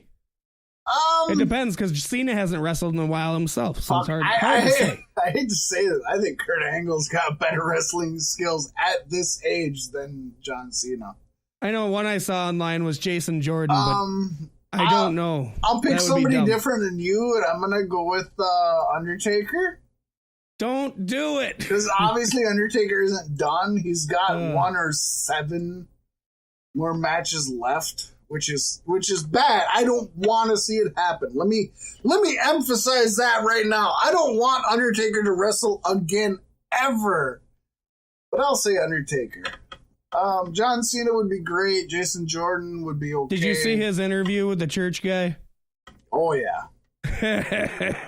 That really ruined Undertaker's character for me. Yeah. Fucking Michelle McCool. Fuck you. Who also might be making a comeback soon. Yeah. Yeah, that's more stuff we haven't talked about. But another gal who announced her retirement based, it was Brie Bella. Yep, goodbye, better and botchier Bella. I will say... It's the wrong one. I will say she's the wrong one. Yeah, that's about all I got to say. Why couldn't they have both announced their retirement? Neither one of them are doing anything anyway. Right. The other one just wants to keep her name attached to WWE. She just wants that check. Yeah. Yeah. Why not? I would. Yeah. Brie Bella plans on having more Daniel Bryan babies. Speaking of something that just wants its check, Paystee, what do we got next?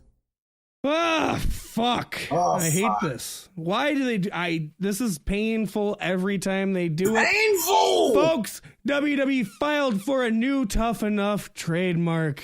Let's just hope it's to retain their IP and that they're not planning on bringing the horrible show back. Please, can we stay away from that? Your fucking Gator wrestler and your Yeti, neither one of them worked out last time. Quit it. Look to the indies. Don't look to fucking people who send you in a half-assed decent promo. And speaking of half-assed decent promos, Paystee, former TNA X Division champion Robbie E is signed with WWE. He's going to be putting the E in WWE, if you know what I mean. I've always been mediocre on this guy. He's a solid mid-card guy. Wasn't Robbie E, Nope. Jersey Shore? Yeah. He's a solid mid-card guy, but in WWE, I don't even know if he'd make a solid mid-card guy. He was with WWE for a half a second, too, wasn't he? Maybe. I think it was. And then he went to TNA. Yeah, no, he was with NXT for a half a second. He said, yeah. Because they're big gets. WWE, it was like SummerSlam or WrestleMania. They had that big announcement from Jersey Shore, Robbie E. and Snooki. Oh, no. That was with... There was another guy. No, that was with Zack Ryder. I don't know. That wasn't with Robbie E. That was with Zack Ryder. Well, when I was reading the news, it said that he was with WWE for an event or for an appearance or something. Oh, he wasn't. But nonetheless, I'm not looking forward to it. And with all the talent they do have, I like Robbie E. in a secondary, thirdary company. I don't like him in WWE. I'm just gonna say that. I'm sorry. No, he's not gonna go anywhere. He's not the real Jersey Shore, and we need real people when we're talking about WWE, Paystee. Yeah, real people is what we need. And folks, we may be just in luck. WWE also cut a deal with Detroit's own GOAT from 8 Mile. Will the real Slim Shady please stand up? Yeah, it was reported by Fightful that Eminem will be producing the soundtrack for WWE 2K20, as well as making an appearance on a series of appearances on SmackDown, possibly right after the move to Fox. It has also been reported that Marshall Mathers will be receiving a custom WWE championship from the company as well, in a move that has not been seen in just over 2 weeks since Ric Flair's birthday, and a month before that when the new Daniel Bryan stopped playing New Super Mario Bros. And unveiled his new WWE championship. God damn it.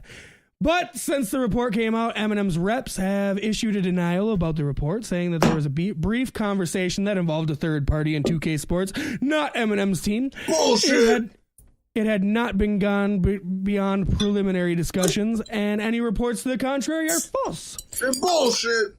Fightful's Sean Ross Sapp claims to have received a threat of a legal threat for reporting the Eminem WWE story. Did you just say a threat of a legal threat? Yes. We are threatening you with more legal actions. We can threat a threat? Right. Just issue a cease and desist and move on. Don't threat a threat. I don't know. I'm going to give you a warning that I may warn you later on. Okay, go ahead. I'm sorry. He stands behind his report and claims to have no legal exposure in this case as a journalist. It's probably going to happen, though. Eminem's people just weren't ready for it to come out yet.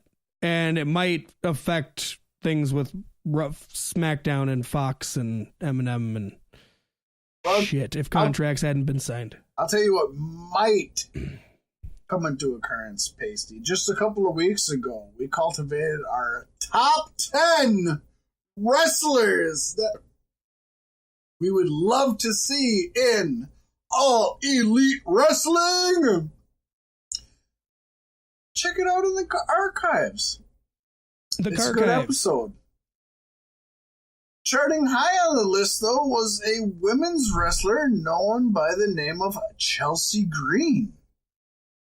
Well, Paystee, about now we think she may have rather signed with All Elite, as she has broken her wrist in her NXT debut, which really sucks. About halfway through her match, she suffered the break, but was able to finish the match and as win. a true professional does, and she won the match. Green went in for surgery on Thursday. We do not have an update as of this recording.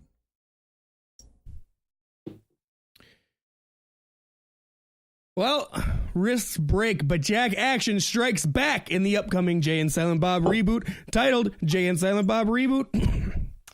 Chris Jericho will stand opposite of our two heroes and heroine. Now, as far as we know, Jay is clean, guys. What we mean is Shannon Elizabeth is also back. Ah, I get you. But Chris Jericho will be a villain in a scene inspired by 80s road trip movies. I'm envisioning some kind of a jean jacket vest, some leather, and a motorcycle, some kind of smash talking on the road. Vroom, vroom, vroom. Round, round. Before I even heard Jericho was attached to it, I've been of conflicting minds of it's like, we know how reboots are, but it's with the same director and the same actors, and it's like, I think well, it's even gonna Kevin be Smith good. is saying it's going to be the same thing as Jay and Silent Bob Strike Back. But we don't want the same thing, right? We don't want a shot-for-shot remake, because we have that movie. Right? No, but playing it close in the lines of like Austin Powers or Ace Ventura or, you know, that kind of shit is, to me, is good. But those were sequels. Those weren't remakes. Right. But it's a reboot. Reboots. Things are going to be different. Things are going to be the same. I think it's Psycho? Yeah. It's rough. It's rough. Remember Jumanji? Yeah. It was great. It was. It was great. So that's what I'm saying. It's weird because it's technically the same. Jumanji 2 is a sequel, though, not a. Or that's what you're saying. Technically, it's a reboot, but they added Parrish in there. Correct. His house, yeah. Correct, but it's technically a reboot. But yeah, with Smith at the helm and with the same actors, it's like I don't know what to think.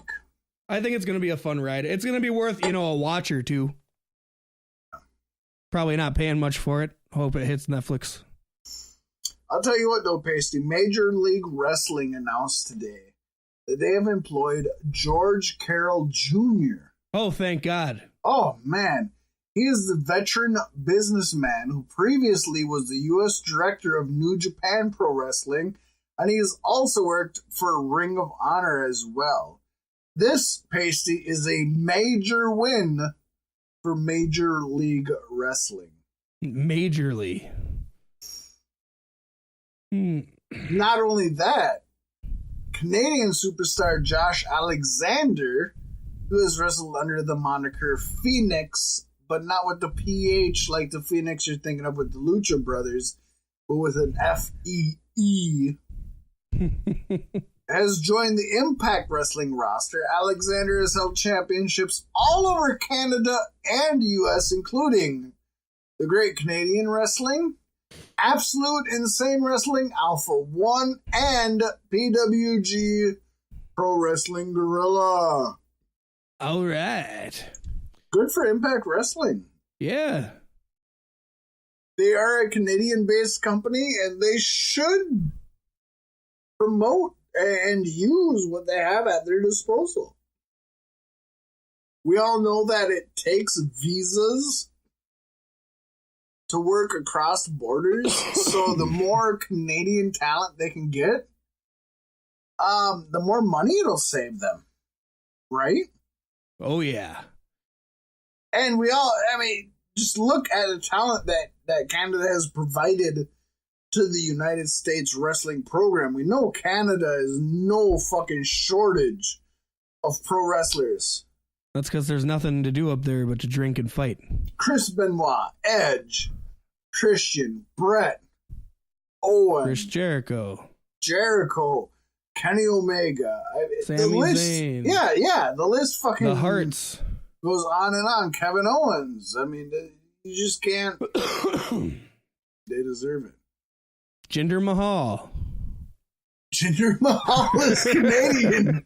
That's not somebody you want to bring up when saying who's good. But he is Canadian. What else do we got, Paystee? In a dream match made for the dirtiest of dirt sheets, Priscilla Kelly took on Joey Ryan in a quintessential wrestling show in Las Vegas Thursday.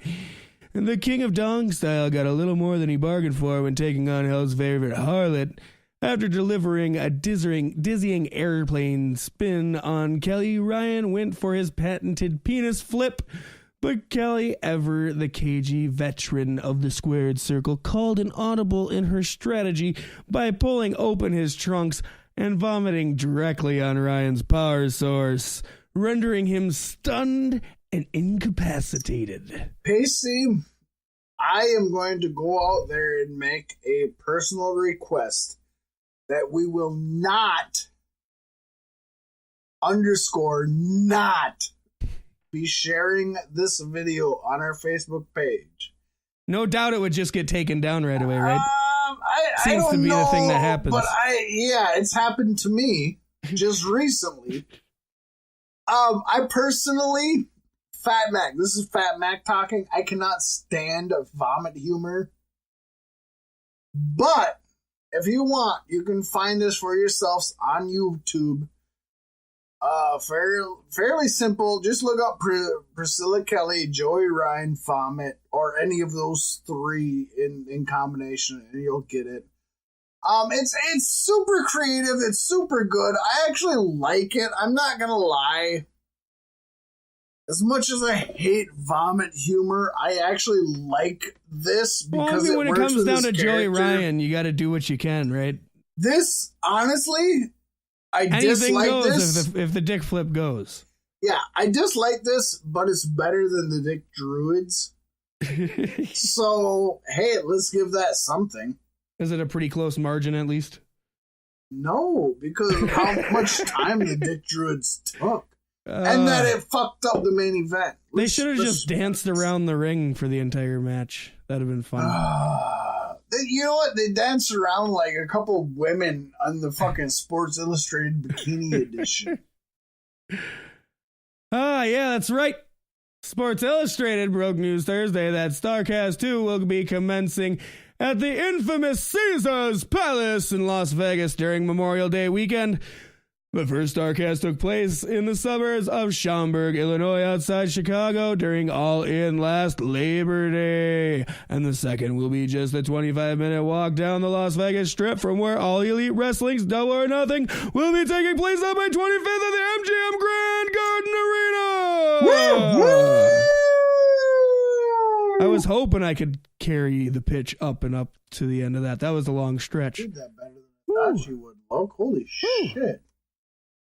I don't know where to fucking go from there. I mean, that's cool and all. God damn. You and I aren't making it to fucking Las Vegas this year, though. Chicago was a much easier fucking trip than we should have Las went. Vegas. We should have went, and it would have been a lot cheaper, too, I'm sure. Oh, fuck, First year rather than the second year.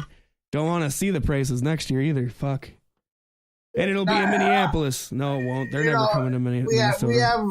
We have stated, though, that Ric Flair will actually make this one, even though he backed out of the last one. Medical reasons, folks. Medical reasons. But, talking about the old Flair-mo himself, PWA Insider confirmed that Ric Flair underwent surgery yesterday. I love that his real name is Ric Flair. Ric Flair. Like, they really had to try hard to come up with his wrestling name. It's Ric Flair. Flair doesn't work. Give it a little flair. What this actual surgery is for is currently undisclosed. But surprisingly, NBA anchor Charles Barkley, of all people, gave his well wishes to Ric Flair during Thursday's Dallas Mavericks game. Keep in mind, Flair nearly died during a hospital stay in August of last year. Doctors actually gave Flair a 20% chance at living as he battled early-stage kidney failure, while also having a portion of his bowel removed. We here at Beef Sticks Podcast wish Flair a speedy, healthy, and full recovery, and wish his family the best. Yes, indeed. Whew. Yeah, it's rough. At least he got to have a good 70th birthday. I loved seeing the pictures from his actual birth, not the Raw one, but his actual birthday party. Right. With all the people you never think you'd see together in a room and everybody getting along. They were there. Yeah, if for anything other than Flair's sake, getting along. It was exactly. Cool to see. Just because he's Flair. Yeah. No, wish him the best. He's getting up there in age, and I worry. But it also seems like, a couple more surgeries, and he might be 90% android, so he might be out of the woods there. He might be. He might be a better wrestler as a robot. He squirts blood out of his eyes. I'm a robot. I don't know. Yeah, no, he survived with a 20% chance of survival. He's going to bounce back from the surgery and be better than ever. You damn right. All right. This has been a great day, though, Paystee, man. Fucking fantastic day. Yes, it has. There's been a greater day has happened on this day this year. Oh, yeah? You feeling good? I think this year has had the greatest day ever. And of course, that would be because today is America's second favorite Twitter darling, just behind Donald Trump, the Iron Sheik's 76th birthday. Pretty dope. He turned 76 on Friday, March 15th, and celebrated the day by tweeting a photo of himself with the message, "Happy birthday to the legend of the Earth." The Earth! Sending love to the victims and families of the mosque shooting in New Zealand late night Thursday. Mosque shooting, yeah! Also this week in pro wrestling history, WrestleMania X8. We like the mosque shooting. We give it up. Shoot more mosques. No. What? He would probably tweet that. Shooting the mosques. I thought you meant moths. That's wrong. Fucking cold pills, folks. Paystee, edit that shit out. Okay. I'm fuck. Edit it and put it right away at the beginning of the episode. I've That's how we're had coming in. 3 of my fucking Shooting beers. masks. 3 of my fucking beers. God, I feel like I'm gone. Give it to him, Paystee. All right, I'm just going to kick back. Also this week in pro wrestling history, WrestleMania X8. One of the best WrestleManias of all time. It sure was a good one. Featured matches such as a 4 corners elimination tag team match featuring champions Billy and Chuck. They were champs. Hell yeah. And they existed at the same time as teams like the APA, Dudley Boys, and the Hardy Boys, whom they faced all 3 of in this match and retained their championships. Had to bring it up because we just brought them up recently, and fuck, it's Billy and Chuck. It's Billy and Chuck. Also on WrestleMania X8, Undertaker faced Ric Flair in a no disqualification match. And of course, it was a bloody one. Not the best Ric Flair match, not the best Undertaker match, but at that time of year, one of the best matches. Yes. Not the best match because that's coming up. That's right. The Rock versus Hollywood Hulk Hogan in a prequel to One Time Only Part 1, if you really think about it. Holy shit. This might be my favorite match of all time ever. Yeah? This might be the best wrestling match ever. The Rock, Hulk Hogan, the way was it the first like literal passing of the torch in WWE? No. WrestleMania 3 would have been the first literal passing of the torch in WWE. That would have been Andre passing it to Hulk? Okay. Yeah. But this was definitely one of the best matches ever, and the audience was so split, and it was just Hulk Hogan is supposed to be the heel, and everybody turned him as the face. He still lost. Rocky won. This is one of the best psychologically, not in ring, because there's so many better in ring matches. Psychologically, this is probably the best match I've ever seen in my life. Yeah. Powerful, era-defining match. Era-defining, yeah, that's perfect, Paystee. So did Andre the Giant carve the torch, or who passed him the torch? I would say that Bruno Sammartino passed him the torch. Bruno Sammartino was obviously the threadbare before that. Yeah. It's just interesting to see how that's gone. And it has gone down the line. And you could even say that to Andre from to Hulk to Rock to Cena. Even from Sammartino, you could say maybe even the Iron Sheik took it from him. But yeah,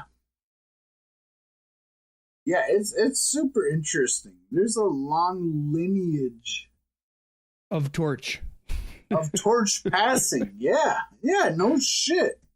Because it seems to mean more than any championship in WWE. Yeah, not every title match is a torch passing. Right. We've learned that over the years. Sometimes. And I mean, Cena's lost a lot of matches, but he only passed the torch once, and I think that was to Roman Reigns. Yeah, agreed. And Rock passed the torch to John Cena. Yep. So. Took 2 WrestleManias to accomplish, but it happened. But he did it. And of course, the WWE WrestleMania X8 ended off with Chris Jericho losing his undisputed championship to Triple H. That was a tangled web story. And even Chris Jericho says he may have been the last match on the card, but he definitely did not headline that WrestleMania. Yep. Yeah.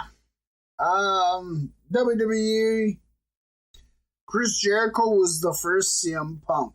Can I say it that way? Does that make sense? Yeah, I think that's a fair call. Okay. WWE liked him as a main eventer, but not the main eventer. Not to mention, he wanted a completely different build up as to, and they kind of did it, but they didn't do it the way he wanted. And he wanted to, be backstage, and he might want to mention to Hunter when he came back from his injury that he had saw Stephanie getting kind of cozy with Rob Van Dam. And then he sees somebody kissing Stephanie, and it's a guy with a ponytail, and he pulls the ponytail thinking it's Rob, but it was Jericho. And so the whole story going into the match, and Jericho's story would have been Jericho sleeping with Stephanie, has the power over Triple H, and that would have been how it built up. But otherwise, it boiled down to Jericho and Stephanie were just business partners in kayfabe how it goes down. Yeah, which is no fun. No. I mean, we could all see what was insinuated with it, but I think had you pulled the plug the way Jericho wanted it to be done, I think it would have been main event worthy. And having Triple H win it would have been such a more overpowering victory for him. Right. But yeah, There you go, Paystee. There you go, and how you do? That was another Beef Sticks for you. Feel free to follow us on Facebook at facebook.com/Beefsticks Podcast, on Twitter at BeefsticksCSB, on Instagram at Beefsticks Podcast, and on Patreon at patreon.com/CloudStyle. Beefsticks Podcast, of course, brought to you by our parent company, CloudStyle, and our proud sponsors at Monsterwear Clothing, QualiTee's T-shirt company, and the Galactic Get Down. I'm Paystee White. And I am Fat Mack. We'll catch you next week with an all-new hard-hitting show as we continue our march towards 100 episodes. It's coming up soon, folks. 100 episodes! Woo! Never thought we'd make it this far. Maybe took us a little bit longer to get here than it should have, but we're approaching it quickly, and this train ain't stopping until we get there. Nope. We will see you next week, folks. End it. Say something to end it. You always make me end it. You already clicked stop.